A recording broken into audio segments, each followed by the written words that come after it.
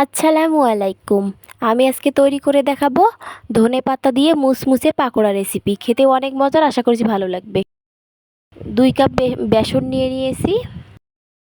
আদা রসুন গুঁড়ো 1 চা চামচ, মরিচ গুঁড়ো 1 চা চামচ, হলুদ গুঁড়ো 1 চা চামচ, চাট মশলা 1 চা চামচ, লবণ স্বাদ মতো দিয়ে দিয়েছি। এগুলো ভালোভাবে মিশিয়ে নিচ্ছি।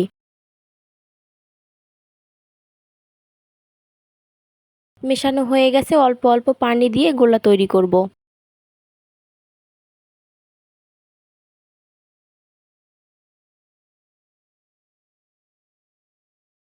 অল্প অল্প করে পানি দিচ্ছি, দিয়ে একটি সফট সুন্দর গোলা তৈরি করে নিতে হবে।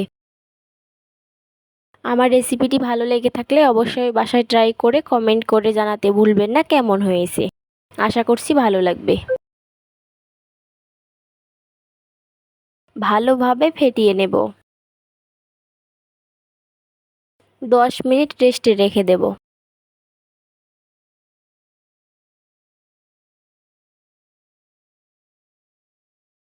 ধনেপাতা ধুয়ে পানি ঝরিয়ে নিয়েছি পরিষ্কার করে। এরপর গোলাগুলোতে ডুবিয়ে নিচ্ছি। দেখতেই পাচ্ছেন কিভাবে ডুবিয়ে নিচ্ছি। এভাবে এই নাস্তা রেসিপি বানালে খেতে অনেক মজার হয়। আশা করছি সবার ভালো লাগবে।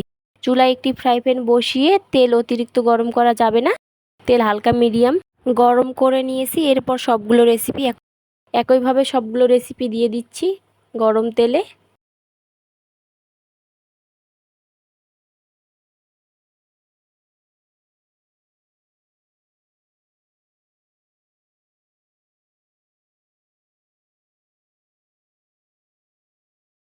সবগুলো একইভাবে ফ্রাই প্যানে দিয়ে দিয়েছি।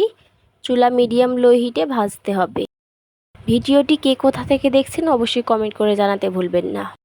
আশা করছি আমার রেসিপিটি ভালো লাগবে। ভালো লেগে থাকলে লাইক, কমেন্ট, শেয়ার এবং সাবস্ক্রাইব করার অনুরোধ রইল। হয়ে গেছে, তেল ঝরিয়ে নিচ্ছি। এই মুসমুসে নাস্তার রেসিপিটি খেতে তো অনেক মজার, আশা করছি ভালো লাগবে। দেখতেই পাচ্ছেন কত সুন্দর একটি কালার চলে এসেছে। দেখতে যেরকম সুন্দর হয়েছে খেতেও অনেক মজার, আশা করছি ভালো লাগবে।